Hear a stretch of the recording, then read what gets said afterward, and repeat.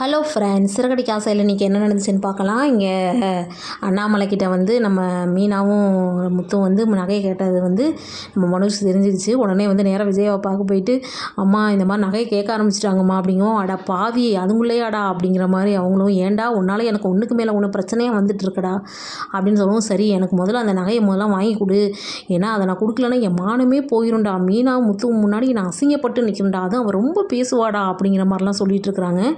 உடனே இந்தா இப்போவே ஃபோன் பண்ணுறேம்மா அப்படின்னு ஃபோன் பண்ணி, நான் தான் வந்து நகைக்காக மீனா கொண்டு வந்தேனே, நான் தான் பேசுகிறேன், எனக்கு அந்த நகை கொஞ்சம் வேணும் அப்படின்னு கேட்குறப்ப, ஏன்பா நீ முன்னாடியே பேசியிருக்க கூடாதா, இப்போ தான் அந்த நகையெல்லாம் உருக்கிட்டேன் அப்படின்னு சொல்லவும் மனோஜுக்கு என்ன பண்ணுறதுன்னு தெரில.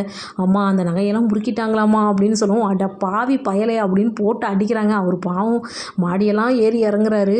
ஏன்டா இப்படி என்னை இப்படி படுத்தி எடுக்கிறியடா, இப்போ என்னடா பண்ணுறது, இது வெளியில் தெரிஞ்சால் உங்கள் அப்பா என்னை பற்றி என்னடா நினைப்பாரு, வீட்டை விட்டே வெளியே துரத்திடுவாரடா அப்படின்னு பேசிகிட்டு இருக்காங்க. அம்மா எனக்கு ஒரு ஐடியாம்மா, நான் அந்த நகையெல்லாம் வந்து ஃபோட்டோ எடுத்து வச்சுருக்கேன், பேசாமல் இந்த மாதிரி கவரிங் நகையை வேணால் வாங்கி கொடுத்துடலாமா அப்படிங்கிறப்ப, இந்த மாதிரி ஐடியாலாம் உனக்கு நல்லா தோணுண்டா, வேறு என்ன பண்ணுறது, அதை தானே செய்யணும் அப்படிங்கிற மாதிரி இது பண்ணிவிட்டு அதே மாதிரி கவரிங் நகையை வாங்கிட்டு வீட்டுக்கு போகிறாங்க. அங்கே கரெக்டாக வந்து மீனாவும் முத்தும் இருக்கிறப்ப அண்ணாமலை இருந்துட்டு, சார் நகை எங்கே அப்படின்னு உடனே கேட்குறாங்க.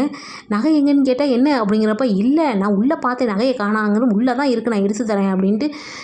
ஆமாம் இப்போ என்ன புதுசாக நகையெல்லாம் கேட்டுட்ருக்காங்க அப்படின்னு விஜய் கேட்குறாங்க. உனக்கு என்ன, அவங்க கொடுத்ததை கேட்குறாங்க அப்படிங்கிறப்ப, இல்லை பெரிய வீரவசனம்லாம் பேசினாலே, நானே சம்பாரித்து நான் வாங்கி தருவேன், என் புருஷன்கிட்ட கொடுத்தா தான், புருஷன் சம்பாரித்து கொடுத்தா தான் போடுவேன்லாம் சொன்னால் அப்படின்லாம் சொல்கிறாங்க. உனக்கு எதுக்கு அதுக்கு அதை கொடு அப்படின்னு சொல்லவும் கவரிங் நகை கொடுத்துறாங்க. பார்ப்போம் மீனாவும் முத்தும் என்ன பண்ண போகிறாங்கன்னு.